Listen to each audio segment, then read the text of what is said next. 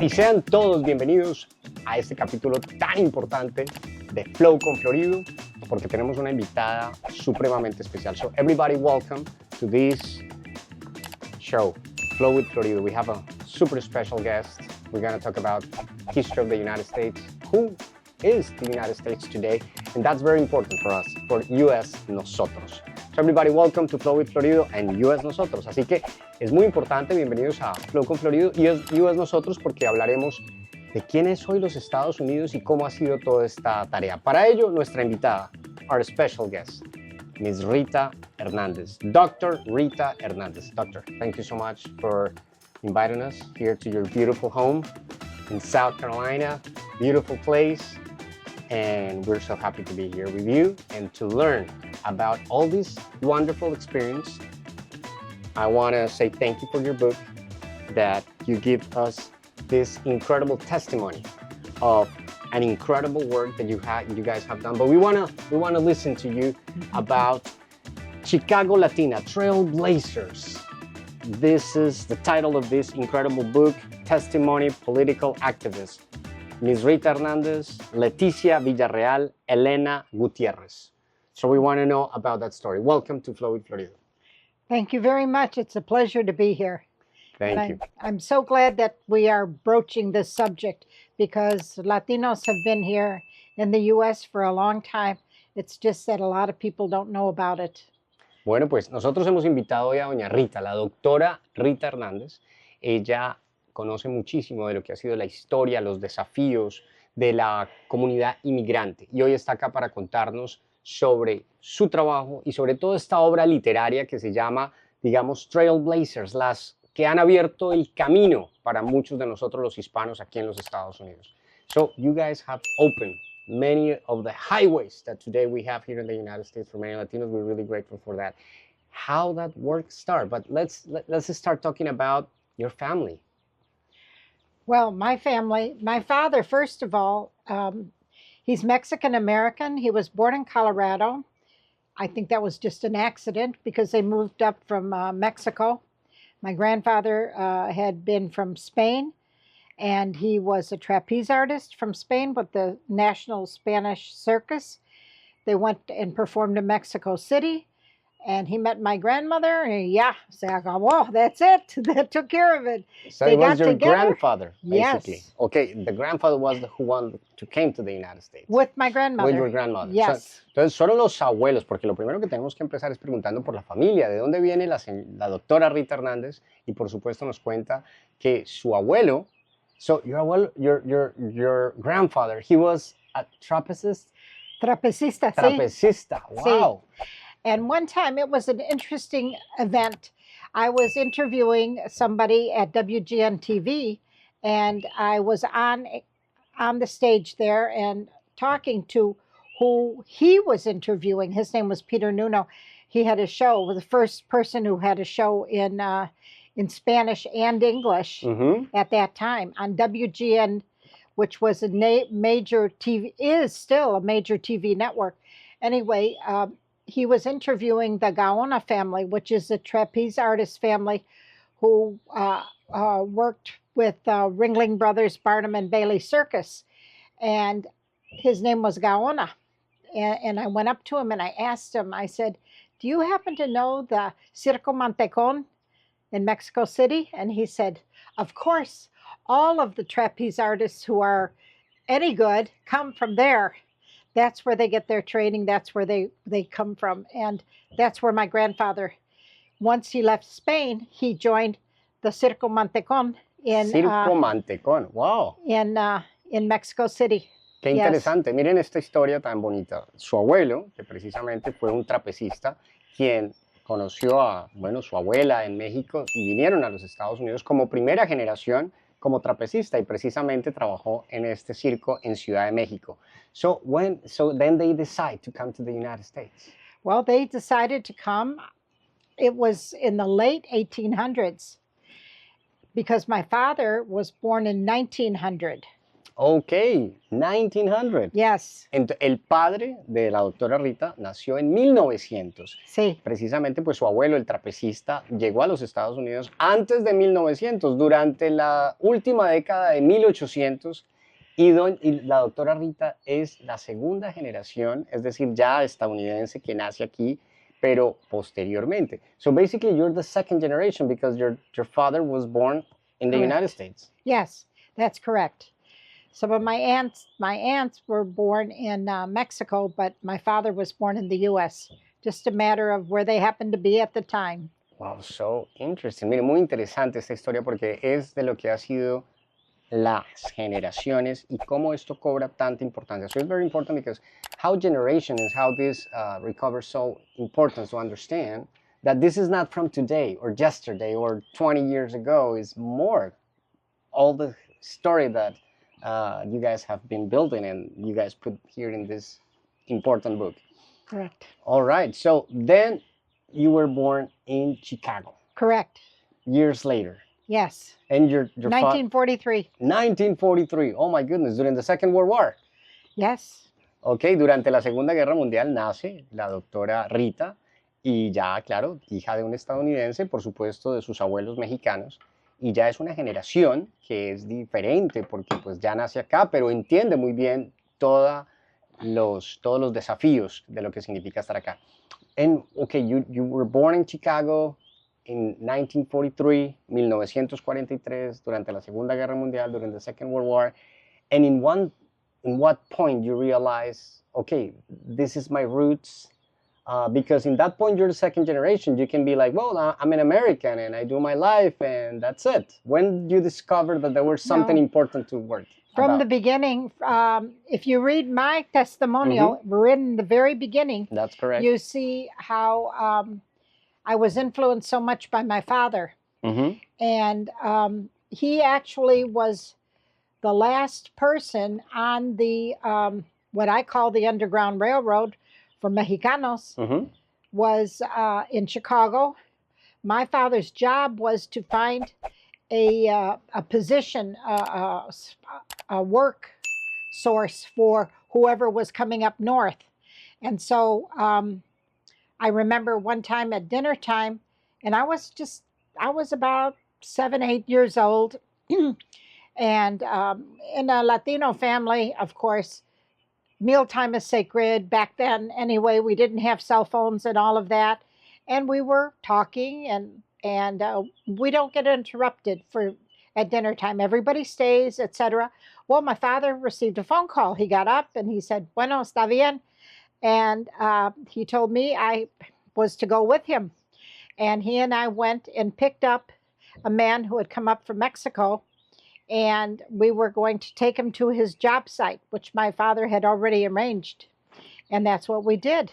It was about a 2-hour drive out to the area to where he went and he talked to the owner, and it was all arranged, and he stayed there. And we left. We went back home. So those were things that were the beginnings. I mean, so many things my father did that I saw what he did, and I paid attention. And for me, it became very important, my heritage, my culture. Muy interesante, very interesting to understand because, yeah, for sure, from experience that you share with your dad, then you find a purpose. Right. Ok, pues miren algo tan súper interesante, de una historia de que la doctora Rita acompaña a su padre en una cena que se encontraba en Chicago y que a partir de allí él recibe una llamada, precisamente una persona que venía de México, lo reciben y su padre le dice, bueno, acompáñame porque necesitamos hacer una tarea. Era poder organizar la llegada de esta persona que venía de México y poderlo de alguna manera introducir a la vida americana y entre esas cosas lo principal, un trabajo, poderle otorgar un trabajo. So that was one of that we can read here in your book, that was like the beginning. And what else was really personal to you that inspired with this other really incredible team to build this book? Well, for one thing, all of the women that are in the book, I know them. I have worked with them on multiple fronts. Some of them in education. A good part of them have worked in education, public education for the most part, politics, advocacy, community organization, civil rights meetings, social gatherings. I interacted with most of these women What most was of the that time. element, that click that you say, this Well, woman? we all had what I call, there's a Greek word for it, pragma, which is a love, a commitment, a committal love. We all had the same commitment to help our family, our community, our nationality, to get better, to grow, to get more services, to be treated just like everyone else.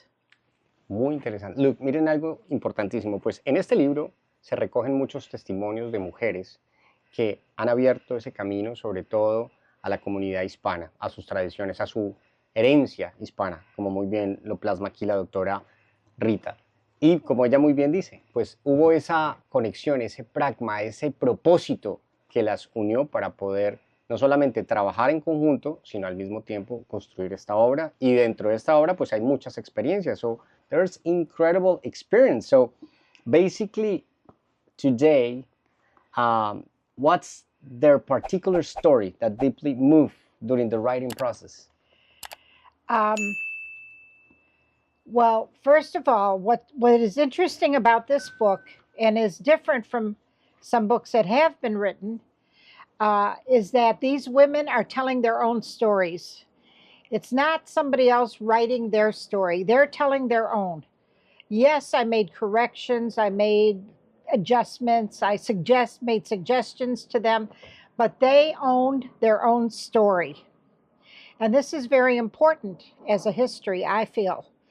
Another thing is, Chicago is lacking. They have this sin of omission of not including Latinos in Chicago history, and we have been there since the early 1900s. Now, we came in greater mass during the Second World War. That's when more Mexicans and Puerto Ricans came. The book is on Mexican and Puerto Rican women. These are the two largest groups of Chicago that formed some of the institutions, some of the infrastructures that now exist in Chicago that did not exist before. And they were started by these Latina women and for Latinos because they were not a part of the system. For example, there were schools for the disabled, for those who were handicapped. Well, not for Latinos, didn't exist. So two of the women in the book, mother and daughter, Mary Gonzalez and her mother, Lupe Reyes, they started a school called La Esperanza that was for disabled children. And that was because of the fact that Mary's brother, Bobby, was handicapped. And they had told the mother, Lupe, they had told her, well, your son isn't going to live past 11. And they worked with him at home, and he thrived. They got him in school. They got him in La Esperanza. He thrived. He finished school there, 18 years old. Well, by then they needed another school so that he could continue being served. So then they built El Valor. And both schools still exist today. And another thing they did to support those schools is to create a festival each year. And it was called, and it still is, Fiesta del Sol. And it started as a block party. It now has, in Chicago, each year, 2 million people, or close to 2 million people each year for one weekend in that area for the Fiesta del Sol. Wow, qué interesante. Miren esto que también nos cuenta la doctora Rita, y es que la pregunta, porque yo he desarrollado aquí una serie de preguntas. I have built little questions here because the book is really interesting. You guys, then we gotta know where to find the book. But the story, what is behind. Como nos cuentas, ¿qué historias hay detrás de todo esto? Y es, por ejemplo, en Chicago, durante la construcción de Chicago, pues la comunidad latina ha jugado un papel muy importante desde antes de 1900, pero no ha estado plasmada esa historia. Y entonces lo que la doctora Rita nos cuenta, cómo ellos han participado, crearon instituciones, inclusive un colegio denominado La Esperanza, un caso particular, el de uno que lo relatan aquí en el libro, el de uno de los hermanos que tenía algunas, digamos, una incapacidad Sí. y a los 11 años decían que ya no iba a poder entonces tener una educación y miren todo lo contrario, que gracias a estas instituciones y a todo este trabajo se empieza a forjar un desarrollo y una contribución a la comunidad. So basically, yeah, it's been part of that contribution and now part of the history in Chicago. And the same example happened in many parts of the United States, you know, where people have done an incredible work. And of course, because of the history and situation or races or things like that, unfortunately, we're out of the page. Right, that's correct. That's right. Because if you look right now at Chicago, it is still considered pretty much a black and white city, and yet the minority is Latino. We have more Mexicanos, Puertorriqueños, Guatemaltecos, Venezolanos, Colombianos, Salvadoreños. I mean, we've got a whole hodgepodge of Latinos. Bueno, qué interesante, porque miren, toda la cantidad de latinos. Se dice que Chicago es una ciudad netamente de blancos y negros, pero resulta que hay de todas las nacionalidades, como ya muy bien las nombraba la doctora Rita, de cómo han contribuido y hoy siguen contribuyendo. Una ciudad supremamente preciosa que es Chicago. That's right, beautiful city for sure that has been Chicago. Well, here, what message do you hope young Latinas take away after reading this book? Well, I feel that the women should they should look for their passion. They need to live their own lives and focus on what they feel they need to do. And at the same time, they need to, I believe they need to not only find their purpose, their passion, but to make a contribution. Because when we leave this life, we want to say that we have done something to better the lives of those around us. And so I hope that people will find inspiration in this book to do that, because that is exactly what these women did. They didn't accept no as an answer. They never accepted no. They always found some way to accomplish what they wanted to accomplish. Because, for example, going back to that idea of the schools, they would never have built those schools if they had accepted what the people had told them. Oh, you can't do that. You don't even have a 8th grade education, they told Lupe. And Lupe had a 3rd grade education. Pero ni modo. She went ahead and she did it with her daughter, and they did it. Okay. For example, Carmen Velasquez, another woman in the story, she created Alivio. Alivio was a clinic, and still is a clinic for undocumented women, because they had no place to get health care. So Carmen started that. And now they take that patron and they use it for other places, because she has gone to Congress to lobby for money. And when they saw that patron, they said, oh, this is good. We want to follow this. Okay, we'll give you money. And as long as we can use this for other places, she said, go right ahead. Wow, qué interesante. Miren, todas estas historias, y la pregunta precisamente va sobre todo hacia las nuevas generaciones. ¿Cómo después de leer este libro, tú como nueva generación puedes inspirarte, sobre todo, y las mujeres, ¿no? Entonces, estas historias, como muy bien nos relata la doctora Rita, dice, por ejemplo, hay un capítulo de, por ejemplo, de esta clínica creada, Alivio. What was the Alivio. name of the person? Carmen Velasquez. Carmen Velázquez, que crean esta clínica precisamente, por supuesto, personas indocumentadas y demás, pero todas estas instituciones siempre terminan ayudando pues a muchas personas, y esto es lo que hoy también es un mensaje de poder continuar, ¿no? Continuar el gran trabajo que han hecho otros detrás de nosotros, y que efectivamente pues hay que seguir forjando futuro, que es el objetivo. How do you think the experience shared in the book reflect the broader Latina experience in the United States? Well, I believe, first of all, Chicago is a microcosm of the rest of the country. We have the 2nd largest Mexican-American city in Chicago, 2nd largest Puerto Rican city in Chicago, of the United States, you know, and 2nd largest Guatemalteco, and I mean, it goes on and on. So it's just a reflection of the rest of the country. Now, people hear more about the East Coast and the West Coast. They hear about California, they hear about New York, but they don't hear about the Midwest, what's going on there. And this is an opportunity for people to understand and know about the Midwest. And Chicago's the largest metropolitan area in the Midwest. It was the hub.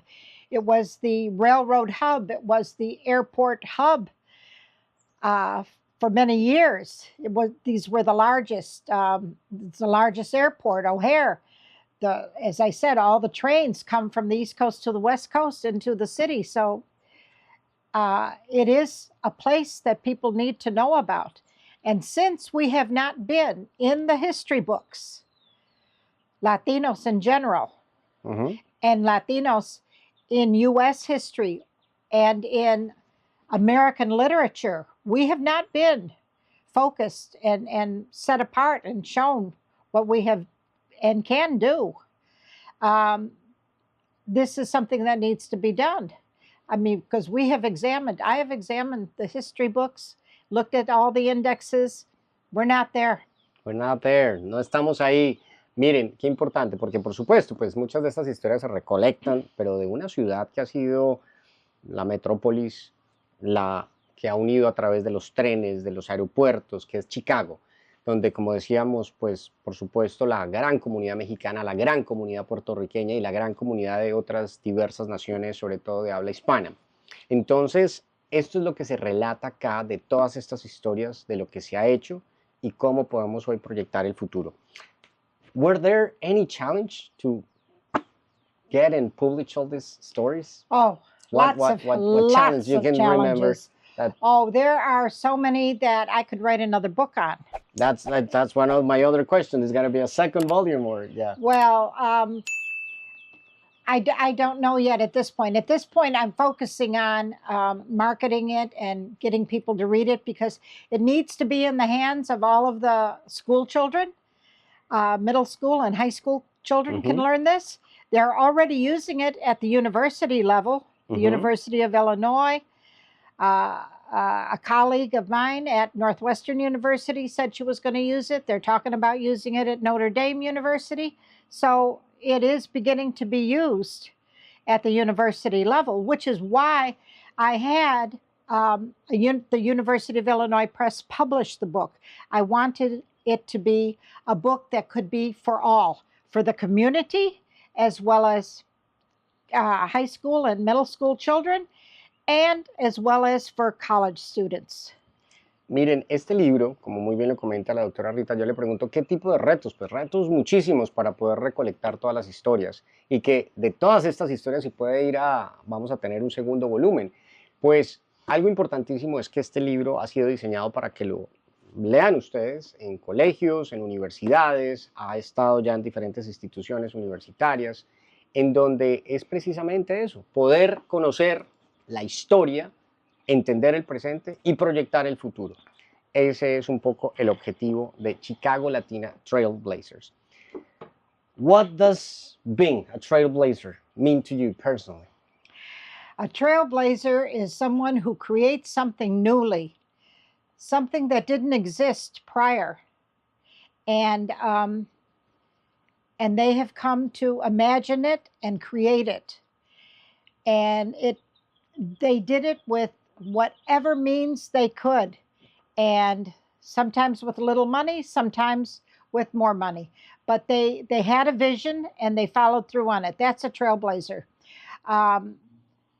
Because to create something newly in a society that really doesn't really want to promote that is a difficult task. And yet these women did. I've already mentioned the woman who created the Alivio, the health clinic. There is another woman who she started bilingual ed in the Chicago Public Schools, Maria Cerda. She was the first Latina board member. And when they introduced her at the board meeting of all white men, maybe a white woman, but all white folks, they introduced her and Maria started talking, and she started talking in Spanish. And they said, Maria, we don't understand you. She said, that's precisely the point.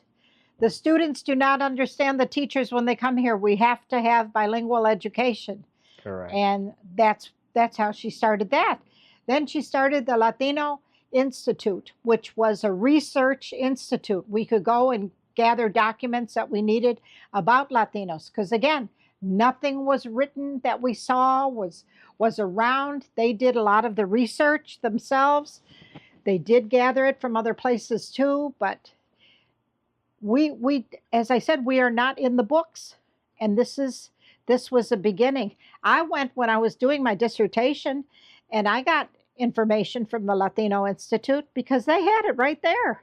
Mhm. They have it in California. They might, and they have some in New York too, I'm sure. I went to California for some things, but Chicago, they didn't have anything. Well, now Maria started it. We have it now. Bueno, pues muy interesante lo que ha sido, miren, cada historia de poder colocar acá y por supuesto, ¿qué significa, no? Esa fue la pregunta, ¿qué significa personalmente para ella la palabra Trailblazer, que es como se titula el libro? Y es precisamente el que tiene la capacidad de crear algo nuevo, el que tiene la capacidad de abrir el camino, el que tiene la capacidad de decir, no, yo puedo con esto, puedo abrir oportunidades, puedo hablar otro idioma y puedo dejar un legado. Ese es el objetivo hoy de estar aquí con la doctora Rita, conociendo su libro de Chicago Latina Trailblazers. What message we can give to the people who is watching this interview, and of course for the Latinos? In your case, you're a second generation that keep that in your heart, working, open opportunities. Nowadays, actually, Spanish has become the second favorite language in the world to speak, because of course English is the language of business, is the language of the aviation, is the language of many opportunities of the United States, and of course the new world when we talk about of course England for sure, but I mean when we talk about in life to open opportunities, but Spanish, Chinese, of course, because of the amount of people, is the second spoken language in the world. But Spanish is the second language now that people want to speak in the world. There are more countries speaking Spanish than any other language, Correct. any other, I think. Mhm. But certainly, and interestingly enough, in the textbooks, the Spanish textbooks of students learning Spanish as a second language in the United States, Spanish is listed as one of the languages of the United States. Spanish is a spoken language in the USA. Very interesting, and I know, and I have seen it in the education, you know, the ESOL programs and all that. That is very important. So, what will be that last message that you think, and of course, where we can find the book? Oh, well, okay. First, I'll tell you where you can find the book. You can find it on Amazon. Mhm. It's hardback, it's paperback, it's an ebook. You can find it at the University of Illinois Press. They're the ones who publish the book, so it's also there. And then other outlets, Barnes and Noble and other places, but Amazon's the easiest and quickest, I would say. Perfecto, pues lo pueden encontrar en Amazon, por supuesto ha sido publicado por la Universidad de Illinois, así que también, y también es un ebook, ¿no? Un book que también lo pueden tener, un libro que lo pueden tener de manera digital. And my message would be, I like what Maria Cerda used to always say. People would ask her, Maria, ¿cómo estás? She'd say, siempre en la lucha. Siempre en la lucha. Thank you so much for being with us, Doctora Rita, muchas gracias por estar con nosotros. Thank you for giving us this legacy of your work, of being a trailblazer, and we hope that we can continue your legacy. Thank you. Muchas gracias a todos por estar Igualmente. aquí. Como le digo a la doctora Rita, esperamos también poder contribuir, seguir abriendo camino en los Estados Unidos y en muchas partes del mundo como comunidad hispana. Something that I can say is that when we come to the United States, you know, we sometimes we let behind, if I'm Colombian, if I'm Puerto Rican, if I'm Mexican, we let it behind. We become a family, Hispanic family, right? Right. Así que aquí estamos para seguir contribuyendo. Como decimos, a veces venimos y ya dejamos, no es dejar atrás, es ser parte de una nueva familia como la familia hispana, cuando tenemos nuestras nacionalidades, pero aquí compartimos entre todos y por supuesto, siempre muy agradecidos con los Estados Unidos. And of course, we're always grateful with the United States that is that country that has opened many opportunities for us and for the world. Thank you so much. Muchas gracias. Thank you.